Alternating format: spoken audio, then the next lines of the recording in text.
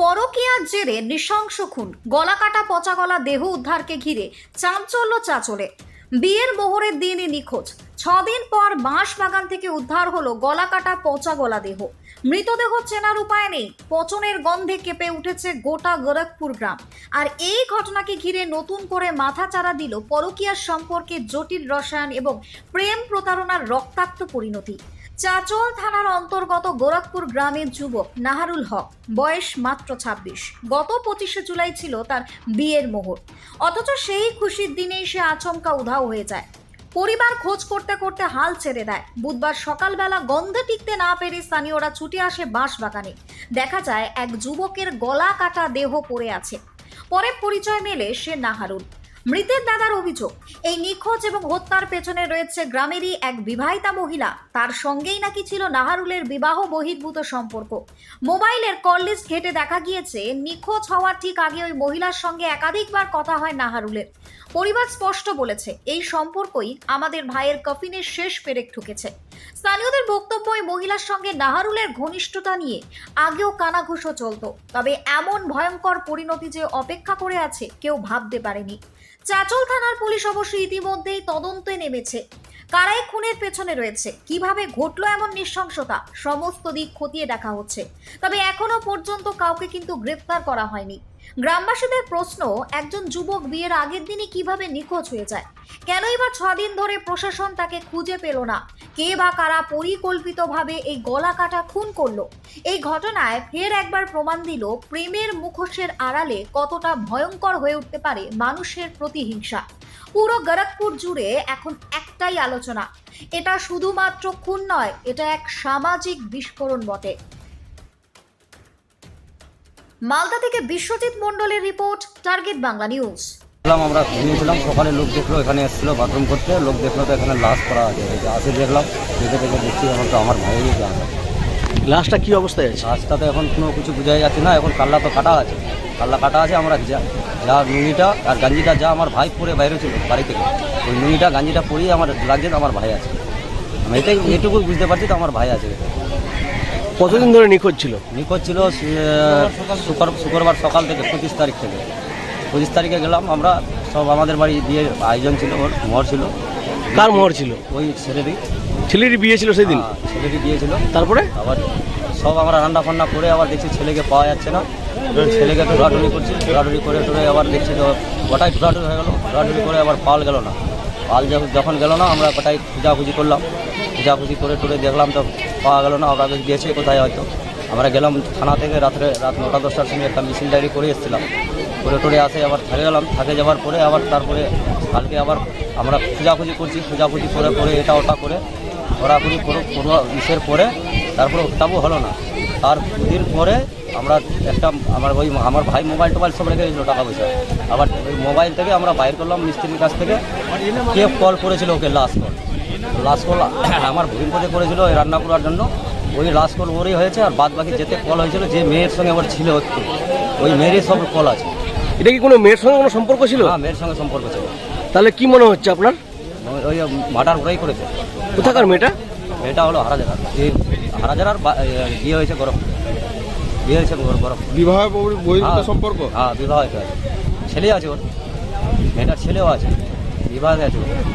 এখন কি চাইছেন আপনারা? আমরা এখন চাইছি, এখন ওর শাস্তি চাই, এখন তদন্ত হোক, আমরা শাস্তি চাচ্ছি ওরও। আবার কি হচ্ছে, আমরা ওর বাড়িতে গেছি, আর ভাইরাও বলছে টাইম নিচ্ছে, তো থামা, আধা ঘন্টা দাঁড়াও, 2 ঘন্টা দাঁড়াও, কি 3 ঘন্টা দাঁড়াও। কাল যেরকম পরশু দিনে আমাদেরকে বললো, তো 4টা থেকে গেলাম, বলছে 7টা রাত 7টা তারিখ দেখো।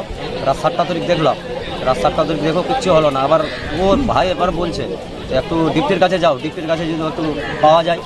আর তাও এখন প্রচুর বৃষ্টি পড়ছে, বৃষ্টি পড়ার পরও তাও আসলাম, দেখলাম, দেখে তারপরে বললাম যাইয়া দেখছি তো কিছু না। তারপরে আবার আমরা ফের চলে গেলাম ঘুরে টুরে যাই। আমরা ফের কালকে আমরা গেছি। তাহলে বহির্ভূত সম্পর্ক জেনে কি তাহলে আপনার ভাই খুন হয়েছে? হ্যাঁ, বিবাহ বহির্ভূত সম্পর্কের জেরে কি আপনার ভাই খুন হয়েছে? ভাই আছে, সব হাত ধরে যায়। কি নাম ওনার? আমার ভাই নাহারুল হক। আপনার নাম কি? জামিউল হক। বাড়ি কোথায়? বাড়ি গোরখপুর। বাড়ি তৈরি করবেন? ভাবছেন বাড়ি তৈরির সমস্ত সরঞ্জাম কোথায় পাবেন? চিন্তার কোনো কারণ নেই। সমস্ত চিন্তার অবসান ঘটাতে আপনাদের হাতের কাছেই আছে শৌর্য মার্বেল অ্যান্ড টাইলস। বাড়ি তৈরির সমস্ত সরঞ্জাম, ইট, বালি, স্টোন চিপ, সিমেন্ট, রড থেকে শুরু করে সমস্ত কিছুই পেয়ে যাবেন শৌর্য মার্বেল অ্যান্ড টাইলসে। শুধু তাই নয়, বাড়ি তৈরি করলেন, বাড়িতে পাথর বসাবেন, টাইলস লাগাবেন, বেসিন লাগাবেন, তাও পাবেন শৌর্য মার্বেল অ্যান্ড টাইলসে। Marble, granite, tiles, sanitary, bath fittings দ্রব্যর একমাত্র বিশ্বস্ত প্রতিষ্ঠান। আমাদের ঠিকানা হলো ভগবতী বালিকা বিদ্যালয়ের পাশে। আমাদের দ্বিতীয় কাউন্টারটি হলো গোঘাট 1 বিডিও অফিসের গেটের সম্মুখে। বিশদে জানতে কল করুন 9064236218 প্রোপাইটার রাজা বিশ্বাস, গোঘাট, বকুলতলা, হুগলি। কি দেখলেন আপনারা? ঘটনা আমি তো শুরু থেকেই জড়িত আছি। ঘটনাটা আমি ওর বিয়ে টিয়ে সব কিছু ঠিক করলাম, ও নিজেই ঠিক করলো। কাপড় চোপড় সবই লোয়া হলো। সব কিছু করার পর কাপড় চোপড় লোয়ার পর শুক্রবার মাংস টাংস সবই লোয়া গেল। যে ওর মহর ছিল সেদিন, বিদাগে বললাম বিদাগি লাও, তো বললাম বিদাগি এখন নেবো না, দেরি আছে, এখন বিদাগি না, আমি একটু যাবো, বাড়ি দিচ্ছি, বাড়িটা ঠিক হবে, তারপরে বিদাগিটা 2 মাস পরে নেবো। কিন্তু এখন আমি মহরটা করে চলে যাবো বাইরে। আয়োজন হলো সেদিন সকালবেলা মাংস টাংস নিয়ে আয়োজন হলো, সব খাওয়া দাওয়ার সব লোকজনকে ডাকানো। সকালবেলা যখন আমাকে লাস্ট বলো আমাকেই করে, তুমি কোথায়? আমি তো মাঠে। বললো যে কোথায় আছে? তাই ছিল মাঠে আছি। মাঠ থেকে যখন আমি আসলাম দেখছি যে ও নাই। আমি ভাবলাম যে ঘাস টাস কাটতে গেছে, পাশে তো বাড়ির পাশে মাঠ। আর ওকে ওর ভাতিজিগুলো দেখলো, আবার ওকে জিজ্ঞাসা করলাম যে কোথায় গেছে তোর কাকারে? তো বলছে না, একটু ওইদিকে মাঠের দিকে গেল। ভাবলাম যে ঘাস টাস কাটতে গেছে, ওর গরু ছাগল আছে বাড়িতে, আর আছে যে ছাগলগুলো ঘাস টাস কাটতে গেছে। তখন দেখলাম যে ঘাস টাস কাটতে মানে 9টা 10টা 11টা বেজে গেল। তখন আমাদের রিবাজ হিসাবে একটা বিধি বিচার হয়। ভাবলাম যে বিধি বিচার করবো। ওর বোন টোন দাদি খোঁজাখুঁজি করছে, বাবা খোঁজাখুঁজি করছে। তখন বললাম যে দেখো একটু মাঠের দিকে, যদি হয়তো হতে পারে মাঠের দিকে যদি ডেকে কোনো বসে থাকে। বলছিল আবার যে মন ভালো নাই। তখন থেকে গেল এদিকে। তখন খোঁজাখুঁজির পর এলাম না ওকে। যখন আজকে আপনারা কি দেখলেন? আজ মোটামুটি শুক্রবার থেকে গায়েব হয়েছে। শুক্রবার সকাল 8:30 থেকে ও গায়েব। আর আজকে থানাতে ওই একটা এফআইআর করেছি সেদিন শুক্রবারেও।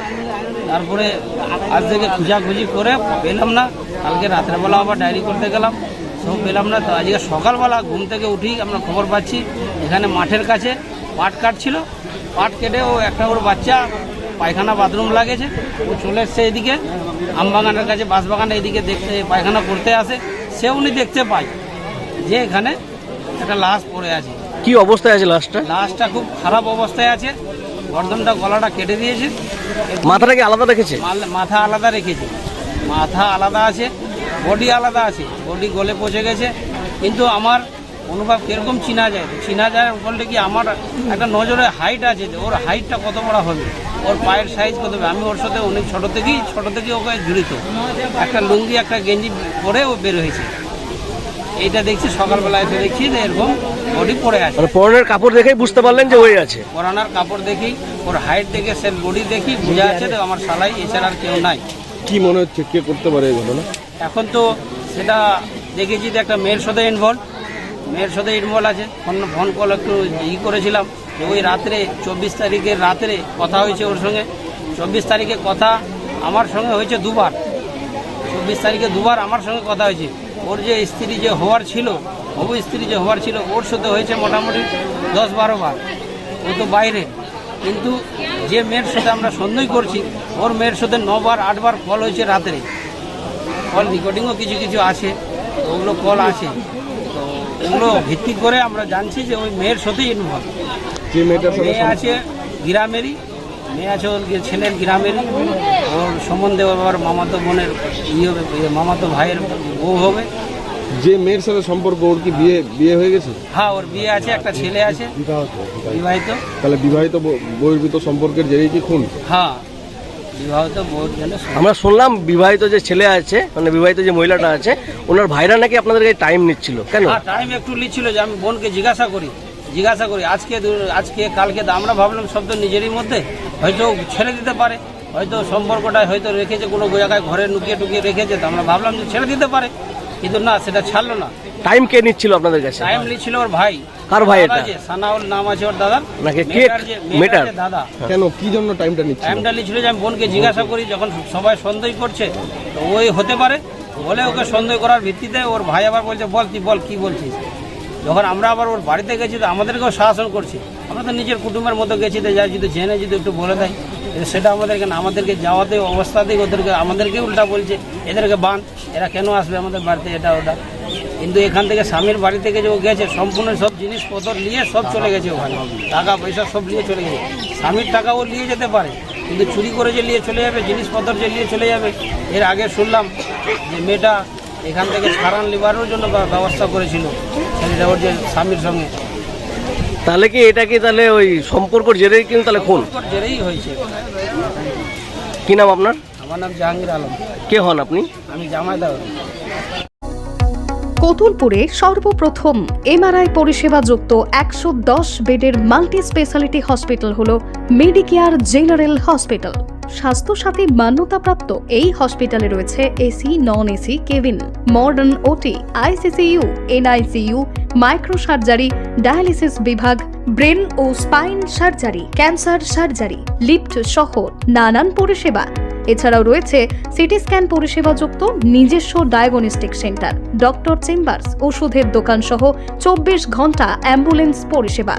24 ঘন্টা অ্যাক্সিডেন্ট এমার্জেন্সি, রোগীর সুচিকিৎসা, সুপরিষেবা এবং সুস্বাস্থ্যই হল আমাদের মূল লক্ষ্য। ঠিকানা সরিষাদিঘি, কতুলপুর, বাঁকুড়া। যোগাযোগ নম্বর 9434216662 অথবা যোগাযোগ করুন 9732212924 এই নম্বরে।